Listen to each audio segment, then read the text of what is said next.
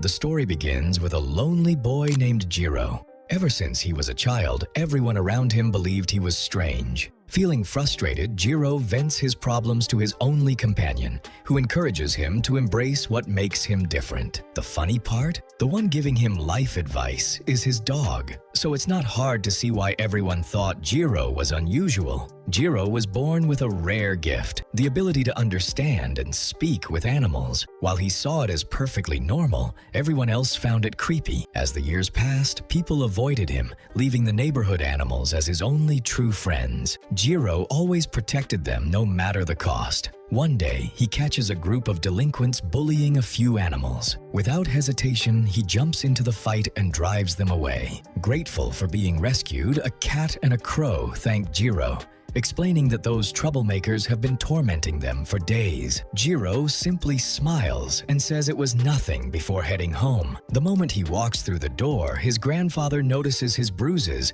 and realizes Jiro has been fighting again. Furious, the old man scolds him, saying he didn't teach him the secret techniques of the shinobi so he could use them in street fights. He accuses Jiro of disgracing their family name. But Jiro couldn't care less about family honor. He snaps back, saying the family name means nothing to him. That single sentence sends his grandfather into a rage. He grabs the family's treasured katana and starts chasing Jiro around the house. After the chaos finally settles, the two quietly repair the broken doors together. Before leaving for a community meeting, Grandpa tells Jiro he'll be home late and reminds him to lock the house before going to bed. Jiro reluctantly agrees. Not long after, the same crow from earlier suddenly appears at the window. It urgently begs Jiro for help, saying an injured cat is lying deep in the forest. Without wasting a second, Jiro follows the crow. When they arrive, Jiro finds a badly wounded black cat lying beneath a tree. Neither he nor the crow has ever seen this cat before, and no one knows what happened. The only thing that matters is that it's still alive. Determined to save it, Jiro carefully carries the cat back home and treats its injuries. What Jiro doesn't realize is that this isn't an ordinary cat. Its true name is Reigo, the Devourer of the Sun, an ancient mononoke with terrifying power. Before ending up in the forest, Reigo had been summoned by a mysterious group who wanted to use his strength for their own ambitions. But Reigo refused to obey anyone. Enraged by his defiance, the summoners tried to kill him, leaving him on the verge of death. When Reigo finally wakes up, he finds himself lying in a soft bed inside Jiro's house. Moments later, Jiro enters the room with a bowl of fresh water, relieved to see that his patient has survived. Introducing himself with a friendly smile, Jiro asks the cat for its name. Reigo secretly thinks Jiro must be an idiot. After all, no human should be able to understand a cat's language. But before Reigo can finish insulting him, Jiro calmly replies, "Calling someone an idiot isn't very nice." Reigo freezes in shock. There's no way a human should understand him. Panicking, he quickly hides beneath the bed, trying to figure out what kind of person Jiro really is. Jiro gently reassures him that there's nothing to fear and promises he won't hurt him. Still, Reigo refuses to trust him. He can't sense any spiritual energy from Jiro, meaning he's definitely human. Deciding it's safer to stay hidden, Reigo waits for the perfect chance to escape. Unfortunately for him, Jiro returns a few minutes later with a delicious meal. The smell is so irresistible that Reigo immediately forgets all about escaping. Hunger wins, and he eagerly comes out to eat. Jiro can't help laughing at how quickly the mysterious cat gave in. Reigo proudly declares that no hungry man would ever refuse a good meal. Jiro chuckles and points out that it's strange hearing a cat call itself a man. Immediately, Reigo gets offended. "I am not a cat," he says proudly. "My name is Reigo, an immortal being, one of the legendary Mononoke." Reigo explains that Mononoke are supernatural beings that often disguise themselves as humans or animals, living among ordinary people without ever revealing their true identities. Jiro is fascinated, but also confused. If Mononoke are supposed to be incredibly powerful, then how did someone like Reigo end up on the verge of death? Reigo reveals that another Mononoke was responsible for his injuries. Unfortunately, many of his memories are still missing, so he can't remember every detail. However, he clearly recalls that another Mononoke approached him, asking for his help. When Reigo refused, they attacked him without hesitation. Jiro quickly pieces the story together. It sounds like Reigo rejected their request, and they decided to eliminate him instead. Still, Jiro can't understand one thing. If they're both Mononoke, why wouldn't Reigo simply help one of his own? Reigo's expression immediately turns cold. He says he despises Mononoke like that because they're nothing more than parasites, cowards who pretend to be powerful while depending on the strength of others. After saying that, Reigo shrugs, believing there's no point explaining any of this to a human. Surely Jiro wouldn't believe such an unbelievable story, but Jiro simply smiles. You're talking to someone who's been chatting with animals since he was a kid. Compared to that, immortal monsters don't sound that unbelievable. Meanwhile, deep within the forest, a mysterious female agent arrives at the place where Jiro first discovered Reigo. After examining the scene, she reports to headquarters that she has confirmed the blood belongs to Reigo. However, she can't detect any trace of his spiritual energy, meaning he's likely hiding somewhere nearby. Her superior orders her to wait until the rest of the search team arrives before making another move. She acknowledges the command and disappears silently into the trees. It becomes clear that Reigo isn't the only one searching the forest.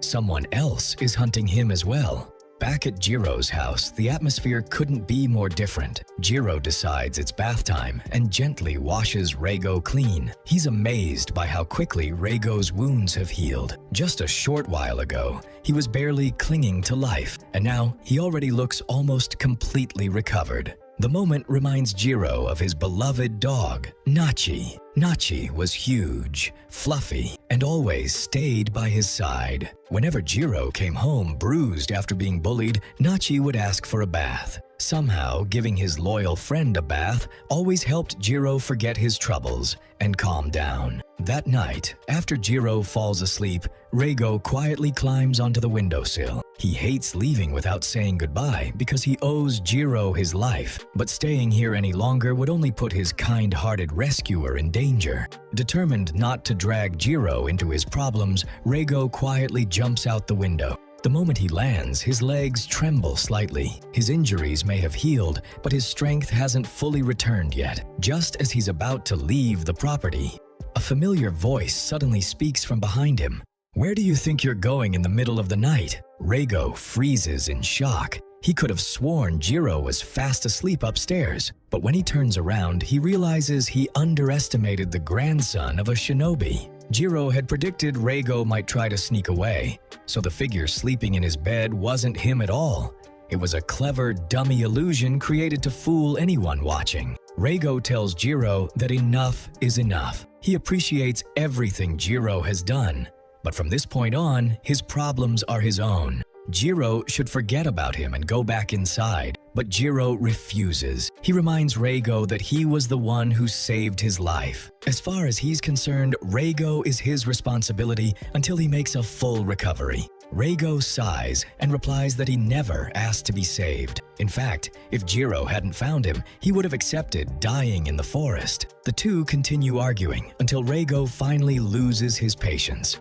With a serious expression, he reminds Jiro that he's still a Mononoke, a creature capable of devouring humans. For Jiro's own safety, the best thing he can do is return to bed and pretend they never crossed paths. Before Jiro can respond, an unfamiliar man suddenly walks into the compound. Jiro has no idea who the intruder is, so he immediately tells him to leave because he wasn't invited. The stranger simply sneers, calling Jiro an ignorant human. In the next instant, his arm mutates into a monstrous form as he rushes straight toward Jiro. The sudden attack catches Jiro completely off guard. Just before the blow lands, Reigo leaps between them and shoves Jiro out of harm's way. Without looking back, Reigo leads the mysterious attacker deep into the forest, hoping to draw him away from Jiro. Unfortunately, Reigo still hasn't recovered his full strength. The demon catches up within seconds and brutally slams him into the ground. Standing over the weakened Mononoke, the demon offers him one final chance. He reminds Reigo that their organization worked tirelessly to break the seal that imprisoned him. They never wanted to kill him, they only wanted his cooperation. If Reigo agrees to help them now, everything can still be resolved peacefully. Reigo lets out a cold laugh. If you want my power, then come and take it with your own life. Enraged, the demon charges forward, but before his attack can connect, a flash of steel cuts through the darkness. Jiro suddenly appears, wielding his family's treasured katana and slices across the demon's arm. Reigo stares in disbelief. He can't believe Jiro actually came back. Calling him a complete fool, Reigo says he just threw away the perfect chance to escape. Jiro calmly shakes his head. There was no way I was leaving you here to die. And even if I ran away, once you were gone, that monster would have come after me next. So this was my only choice. The demon slowly transforms into his true monstrous form. Surprisingly, Jiro doesn't flinch even after seeing the terrifying creature standing before him. Instead, the demon studies Jiro carefully. The markings on the katana, his incredible stealth, and the illusion technique from earlier. Everything points to one conclusion. Jiro belongs to a family of shinobi. Without another word, the demon launches a powerful punch. For a brief moment, it seems like the attack connected. But when the demon opens its hand, it finds nothing but a torn piece of cloth. Jiro had already vanished. Appearing high above his opponent, Jiro swings his katana downward with deadly precision. It was a clever ambush. Unfortunately, he had badly underestimated his enemy. Before Jiro's blade could reach its target, the demon disappeared. In the blink of an eye, it reappeared behind him. A single finger pierced straight through Jiro's back. Blood spilled onto the ground as Jiro stumbled forward. Even with such a devastating wound, Jiro refused to surrender. Using the last of his strength, he swung his sword one final time. The demon effortlessly leaped backward, avoiding the attack. A smile spread across its face. It was genuinely impressed. Even after taking a fatal wound, you still tried to fight. But it doesn't matter anymore. No human could survive an injury like that. Watching Jiro collapse to the ground, Reigo is overwhelmed with guilt. If he had never crossed paths with Jiro, none of this would have happened. As the demon notices Reigo staring at the dying boy, it smirks. It assumes Reigo is considering eating Jiro. After all, consuming a human would allow the weakened Mononoke to restore his lost power. Seeing Jiro on the verge of death, the demon smirks. Believing Reigo has finally accepted reality, he tells him to go ahead and devour Jiro's body. After all, consuming a human would instantly restore Reigo's lost power. Surely that would convince him to join their side. But the demon couldn't have been more wrong. Reigo has no intention of eating Jiro. It's true that absorbing Jiro would allow him to regain his full strength, but Jiro risked everything to save him. There was no way Reigo could repay that kindness by taking his life. Instead, Reigo makes a decision that shocks everyone. If someone is going to be consumed, it will be him. Without hesitation, Reigo releases his true form. A massive wave of spiritual energy erupts across the forest as his body transforms into pure power before rushing straight into Jiro. The demon watches in horror. He can't believe what he's seeing. Rather than sacrificing a human, Reigo has willingly entrusted all of his power to one. Moments later, Jiro slowly opens his eyes. The fatal wound in his back has completely disappeared. Dark energy pours from his body as an overwhelming power surges through every part of him. Confused, Jiro has no idea what just happened. Then a familiar voice echoes inside his mind. It's Reigo. Quit standing around. We're still in the middle of a fight. The demon immediately launches another attack. This time, everything is different. Jiro effortlessly dodges the strike, his body moving far faster than before. Even so, he has no idea how to defeat an enemy like this. Sensing Jiro's hesitation, Reigo gives him a simple instruction. Just make a fist. Jiro doesn't understand what Reigo is planning, but he trusts him. The moment Jiro throws a punch, Reigo unleashes his power. A devastating blast erupts from Jiro's fist, tearing straight through the demon's chest. The monster's body is destroyed in a single attack. The battle is over. Jiro stands there in complete disbelief, struggling to process everything that has happened in only a few minutes. But he doesn't get the chance. The enormous burst of spiritual energy has already attracted the attention of the Espionage Bureau. Within moments, armed agents surround the battlefield from every direction. Before Jiro can explain himself or even react, he's struck from behind and loses consciousness. The next thing Jiro knows, he wakes up in a hospital bed. Standing beside him is the same girl who knocked him out earlier. The moment she notices he's awake, she immediately calls her chief to let him know Jiro has regained consciousness. Still completely confused, Jiro asks what's going on. Just then, Reigo pops out of his chest and admits he's just as confused as Jiro is. A second later, Icha notices Reigo casually sitting on top of Jiro's head. Jiro finally realizes it too, and immediately starts yelling at Reigo to get off him. Moments later, Icha's superior arrives to check on Jiro. He says he's relieved to see Jiro is doing well, then casually asks Reigo how he's feeling. Reigo, however, has no interest in talking to him. Despite the tension, the man is surprised by how calm Reigo is. He expected him to be much more hostile. Introducing himself as Ryosuke, the head of the Monica division, he also introduces Icha as his subordinate. Since Jiro wants answers, Ryosuke begins by asking if he knows anything about the Aniwabin. Jiro remembers hearing about them before. They were once undercover agents who served the Edo shogunate. Ryosuke explains that after the fall of the shogunate, the Aniwabin evolved into a modern government intelligence bureau. Their duties include espionage, undercover operations, intelligence gathering, and most importantly, tracking down and eliminating dangerous Monoke. Because of that, there's an entire department dedicated to handling Monoki-related incidents. For years, things were relatively peaceful since most Monoki rarely caused serious trouble. But recently, everything changed. A group of Monoki launched an attack on one of their facilities, and during the chaos, Reigo, who had been sealed there, was set free. What Ryosuke still doesn't understand is how Reigo ended up fused with Jiro. So, he asks Jiro to explain everything from the beginning. After hearing the whole story, Icha immediately calls Jiro an idiot for risking his life to save a Monoke without any plan. Jiro quickly fires back, saying he doesn't need criticism from someone he just met. Ryosuke tells Icha to calm down before explaining the harsh reality. Jiro and Reigo have completely fused together, and unless they discover a way to separate them, they'll remain like this forever. Unfortunately, they have no idea how to undo the fusion. They also don't know what the other Monoke are planning next. Because of that, Ryosuke announces that Jiro will be placed under protective custody. Jiro immediately objects, but Ryosuke coldly tells him he doesn't have a choice. He makes it clear that they aren't heroes of justice. Their mission comes before anyone's personal freedom. Everything has already been arranged. A missing persons report has been filed, and the next morning, Jiro will be transferred to another secure facility. For now, Ryosuke tells him to get some rest. He also mentions that guards have been posted outside the room to protect him if anything happens. But Jiro knows the real reason they're there, to make sure he can't escape. Lying alone in his hospital bed, Jiro can't stop thinking about his grandfather. If he's taken away, there's a good chance he'll never see him again.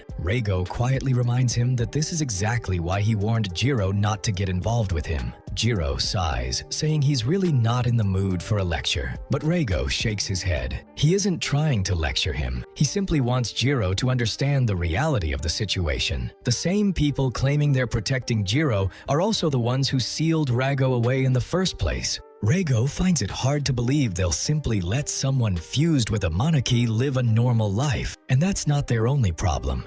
The Monoki who attacked the facility to free Reigo won't just disappear. If they were willing to wage war against the Bureau once, they'll definitely come after Jiro next. In other words, no one can decide Jiro's future except Jiro himself. After thinking everything through, Jiro finally makes up his mind. From now on, he won't let anyone else decide how he lives. Turning toward Reigo, he says their first priority is getting out of this place. Reigo looks surprised. He didn't think Jiro had anywhere left to run. Jiro smiles confidently. "I'm not planning to run. There are just a few things I need to do first." After that, he'll accept whatever happens. Reigo still has no idea what Jiro is planning. He warns him that if this goes wrong, there's no guarantee everything will work out, and he won't always be there to save him. Jiro simply smiles and says he'll find a way somehow. Just then, he notices a flock of crows gathered outside his hospital window. An idea immediately comes to him. While the guards continue watching the door, Jiro suddenly starts making a loud commotion inside his room.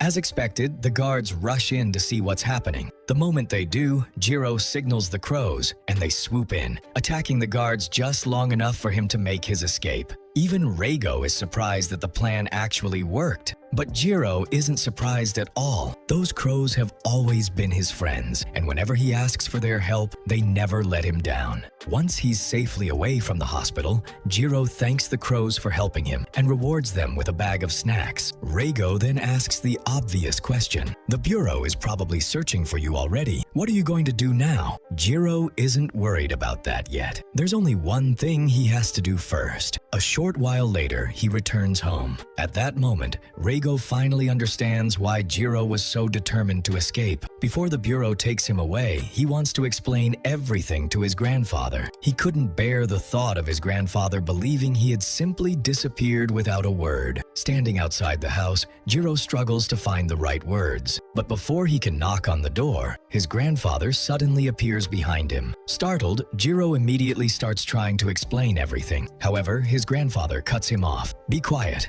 and follow me." Without another word, Jiro does exactly that. Sometime later, his grandfather leads him to an empty stadium. As they continue walking, Jiro starts wondering why they've come all the way out here. The Bureau could find him at any moment, and all he wants is a chance to talk. Confused, he asks why they came to such an open field. His grandfather finally stops walking, so no one can interfere. Before Jiro can react, his grandfather throws a powerful punch straight into his face. Jiro crashes onto the ground in shock. Holding his aching face, he asks why his grandfather hit him. His grandfather glares at him and shouts that Jiro is an idiot who has no idea how serious the situation really is. Jiro is left completely confused. He has no idea what his grandfather is talking about. His grandfather reveals that Ryosuke has already told him everything, including the fact that Jiro has fused with a Monoke. At first, he refused to believe such an unbelievable story, but after seeing Rago with his own eyes, he could no longer deny the truth. Jiro is stunned. He had no idea his grandfather even knew about the world of the Monoke. That's when the old man reveals a shocking secret. He is a former member of the Bureau of Espionage. Although it pains him to do so, he knows there is only one way to resolve this situation. He will take responsibility for Jiro's mistake himself. To prevent both the Bureau and the Monoke from exploiting them, he has decided to kill both Jiro and Reigo, and once it's over, he plans to take his own life to atone for everything. Jiro desperately begs his grandfather to calm down, but the old man has already made up his mind. Without another word, he launches forward and brings down a devastating axe kick. Jiro barely manages to dodge the attack. He's never seen his grandfather this furious before. Before he can even regain his balance, his grandfather disappears from sight and instantly closes the distance, knocking Jiro to the ground with overwhelming speed. The old man explains that the Azuma family's martial arts were perfected to fight both humans and Monoki alike. However, he only taught Jiro the basic techniques for self-defense. "It's a shame," he says, because Jiro will never get the chance to reach his true potential. Still, he would rather end Jiro's life now than let him suffer the horrors of the Monoke world. So he promises to make Jiro's death as quick and painless as possible. Just as he prepares to deliver the finishing blow, Reigo suddenly steps in. He blocks the punch head-on and sends Jiro's grandfather flying backward. Turning toward Jiro, Reigo shouts at him to wake up and face reality. His grandfather isn't holding back anymore. He's genuinely trying to kill him. Even after everything that happened, Jiro tells Reigo to stay out of the fight. He doesn't want Reigo to step in unless he gives the order because this is something he wants to face on his own. Reigo can't understand that decision. Jiro is clearly no match for his grandfather. Still, if that's what Jiro truly wants, Reigo decides not to interfere. As his grandfather looks at him, an old memory suddenly comes to mind. When Jiro was a child, he once climbed a giant tree just to rescue a stranded kitten. He never stopped to think about how he would get back down afterward. Fortunately, his grandfather was there to catch him. After making sure Jiro was safe, he scolded him for being so reckless. Helping others is a noble thing, he said, but throwing yourself into situations beyond your abilities will only get you killed. He told Jiro that sometimes it's okay to rely on the people around him instead of trying to solve every problem alone.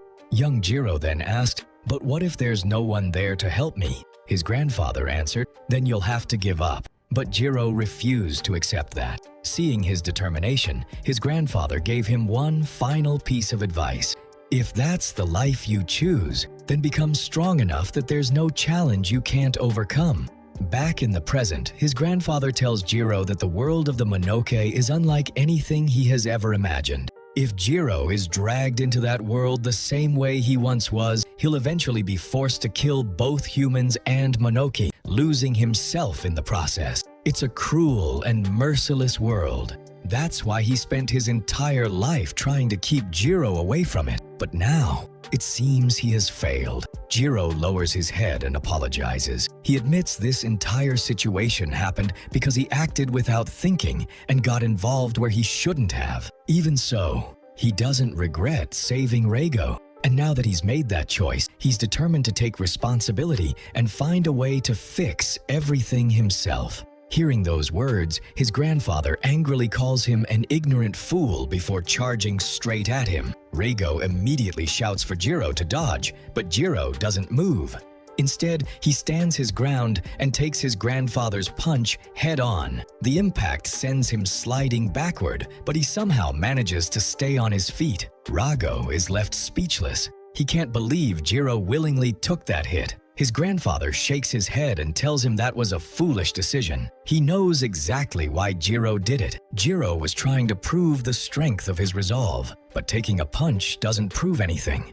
His grandfather says that Jiro's actions prove nothing except that he can take a punch. Jiro expected that answer, but he calmly replies that, for better or worse, he's no longer alone. If there's something he can't handle by himself, he can always rely on Reigo. Trying to make a dramatic entrance, Jiro turns to Reigo and says, "Do the thing."